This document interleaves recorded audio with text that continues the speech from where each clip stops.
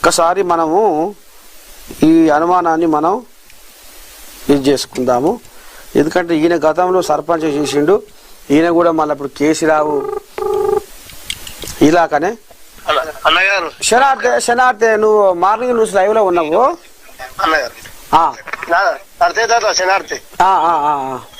ఇగో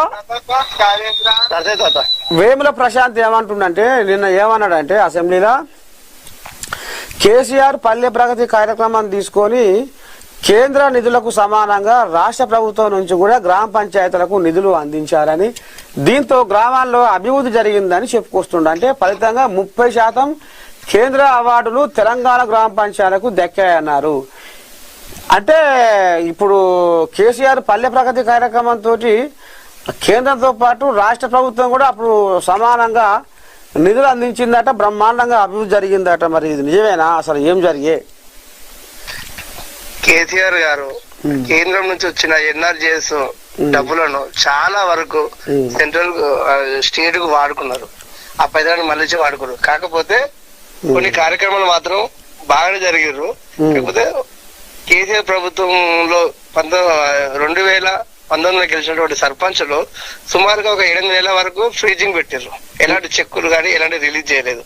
తర్వాత కేసీఆర్ ప్రభుత్వము దిగిపోయే 20 నెలల ముందు కూడా మళ్ళీ ఫ్రీజింగ్ పెట్టారు. మళ్ళా ఆ మధ్యలో కష్టకాలంలో కూడా కరోనా టైంలో కూడా చాలా వరకు కష్టపడే సర్పంచులు చేసింది కూడా సర్పంచ్లే. ఆ మధ్య కూడా కొన్ని చెక్కులు అసలు బడ్జెట్ డబ్బులు వేయలేదు. కొద్ది నెలలు మాత్రమే ఏదో మధ్య మెరుపులు లెక్కన మాత్రమే 300 కోట్లు రిలీజ్ చేస్తున్నాం, 300 రిలీజ్ చేస్తున్నాం అంటే కొద్ది మాత్రమే అది. తర్వాత ప్రతి సర్పంచ్ను బాగా అరిగోసలు పెట్టింది కూడా కేసీఆర్ ప్రభుత్వమే. ఎందుకంటే ప్రతి కార్యక్రమం చేయాలి. ఇప్పుడు ఒక రైతు వేదిక ఉంది, అది కాంట్రాక్టర్ పట్టుకోవాలి ఒక 20 లక్షల వరకు అది. కానీ ఎవరు ముందుకు రారని సర్పంచ్లను, ఎంపీడీఓలను, కలెక్టర్ గారులను, డిఎల్పిఓలను, డిపిఓను సర్పంచ్ మీద బాగా ఒత్తిడి తెచ్చి షోకాజ్ నోటీసులు ఇస్తాం అని సర్పంచ్లను, సెక్రటరీ చాలా ఇబ్బంది పెట్టింది కూడా కేసీఆర్. ఎందుకంటే కాంట్రాక్టర్ తెలుసు ఈ పని చేస్తే డబ్బులు రావండి. ఇప్పుడు అదే కదా అరిగోసలు సర్పంచ్ లో పడుతుంది కూడా అదే అరిగోసలు. రైతు వేదికలు, మన ఊరు మనబడి కార్యక్రమం డబ్బులు ఒక్కొక్క సర్పంచ్ కు 20 లక్షలు, 18 లక్షలు ఇట్లా రావాలి మన ఊరి మనబడి కార్యక్రమంలో. అవన్నీ కాంట్రాక్టర్ చేసే పనులు. ఆయన ఏం చేసిన కేసీఆర్ ఒక చిన్న మాట, కాళేశ్వరం ప్రాజెక్టులో ఎక్కువ శాతము రాఘవ కన్స్ట్రక్షన్ కి ఇచ్చిండు. ఇలా రాఘవ ఆ కన్స్ట్రక్షన్ చేసే వాళ్ళు చాలా డబ్బులన్నీ రేవంత్ రెడ్డి సర్కార్లకు ఆయన పొంగులేటి శ్రీనివాసరెడ్డి వెళ్ళిండు, ఆ డబ్బులన్నీ డ్రా చేసుకుండు. కానీ ఇలా ఒక రూపాయికి 4 రూపాయలని రికార్డ్ చేసుకుంది కూడా ఇలా పొంగులేటి శ్రీనివాసరెడ్డి కాదా? ఇలా కాళేశ్వరంలో కూడా బాగా దోచుకుంది కూడా పొంగులేటి శ్రీనివాసరెడ్డి కాదా? అయితే ఇలా కేసీఆర్ కేవలం ఆ సర్పంచ్లకు ఉప సర్పంచ్ చెక్ పవర్ పెట్టి, ఆ ఫ్రీజింగ్ పెట్టి, ఆ కరోనా టైంలో చాలా కష్టపడి చాలా నష్టం చేసింది మాత్రం కేసీఆర్ దిగిపోయే ఒక్క 2 నెలల ముందైనా 600 చిల్లర కోట్లు చిన్నగా ఇట్లా రిలీజ్ చేస్తే ఇవాళ ఈ సర్పంచ్ కూడా గోసలు ఉండకపోకు. అదే మొదటి పాపం కేసీఆర్ అంటావా? మొదటి పాపం కేసీఆర్. మళ్ళీ కేసీఆర్ దిగిపోయిన తర్వాత కూడా రేవంత్ రెడ్డి కూడా ఇందిరా పార్క్ దగ్గరకు వచ్చి మేము మీకు భరోసా ఇస్తున్నాం, మీరు సర్పంచులు మీరు అని నమ్మబలికి ఆయన కూడా ప్రతి సర్పంచ్ ఇండైరెక్ట్ గా కేసీఆర్ మీద పగతోటి ఇలా కాంగ్రెస్ ప్రభుత్వాన్ని తీసుకొస్తే కాంగ్రెస్ ప్రభుత్వం కూడా అన్ని రకాలుగా మోసం చేసి అందాల భామలకు 500 కోట్లు, దానికి బీఆర్ లో ఎలక్షన్లు కానీ ఇంకా వేరే ఎలక్షన్లు కానీ చాలా డబ్బులు పంపిణీ చేయడం కానీ కేవలం అడ్వర్టైజ్మెంట్ గురించి 1000 కోట్లు కేటాయించింది. ఇలా రైతు ఇలా ప్రతి సర్పంచ్ ఒక 50-60 మంది చనిపోయారు. ఒక గంగాధర్లో మండలంలో కరీంనగర్ జిల్లాలో, ఉమ్మడి కరీంనగర్ జిల్లాలో ఒక సర్పంచ్ డబ్బులు రాక గడ్డి మందు కూడా తాగిండు. కానీ ఈ మందు తాగిన వీళ్ళ ప్రాణాలకు మాత్రం ఎలాంటి విలువ లేకుండా అందాల భామలు లేకుంటే ఈ పోటీలు ఆ పోటీలు. ఒక్కసారి ఢిల్లీ పోయి వస్తే ఆయనే సుమారుగా 2-3 కోట్లు అవుతున్నాయి. ఆయనకు ఒక 4 కోట్లు 5 కోట్లు అవుతాయి.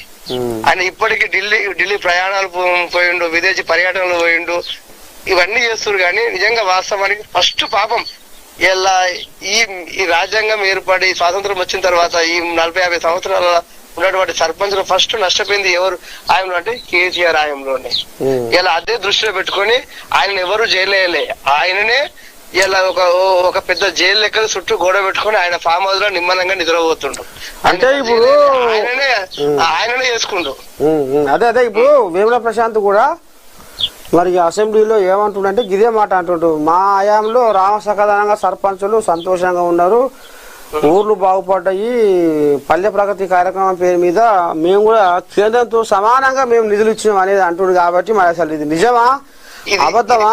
అబద్ధం. వేముల వీరేశమన్న గారు వేముల ప్రశాంత్ ఉన్నటువంటి సర్పంచులను ఒక్కసారి వాళ్ళ ఊరికి గ్రామ సర్పంచులు అడుగుమను. వేముల వీరేశం కాదే, వేముల ప్రశాంత్. వేముల ప్రశాంత్ ఒక్కసారి ఆయన మన సొంత మండలంలో ఆయన సొంత నియోజకవర్గంలో ఉన్నటువంటి సర్పంచులను ఒక్కసారి నిమ్మలంగా ఉన్నారా ఒక్కసారి అడుగుమను, వాళ్ళే చెప్తారు సమాధానం. సరేనా, మంచిది. శనార్థి ఇక గిరి కథ. ఇక ఇప్పుడు అసెంబ్లీలో వేముల ప్రశాంత్ మాట్లాడిన మాట ఉత్తదే అనేది కూడా ఇప్పుడు తేలిపోయింది. ఈయనే ఎందుకంటే ఒక సర్పంచి, ఎందుకంటే ఇక వాళ్ళ బాధ వాళ్ళకే ఏరుకుంటారు కదా, అందుకనే సర్పంచ్ చేసిన. ఇప్పుడు నమస్తే తెలంగాణలో ఏం రాసుకొచ్చారు అయ్యా అంటే నీ దండం పెట్టి ఘోష్ నివేదిక తప్పుల తడక, సమైక్య ప్రభుత్వాలు తెలంగాణకు మేలు చేయాలని తుమ్మిడిహట్టి దగ్గర బరాజు ప్లాన్ చేశాయట.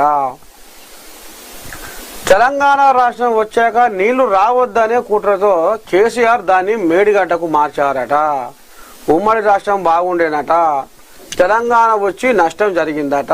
ఇది కాంగ్రెస్ వాదన. ఇక కాళేశ్వరంపై ఇచ్చింది చెత్త రిపోర్టు, చిత్తు కాగితము, అది పీసీ ఘోష్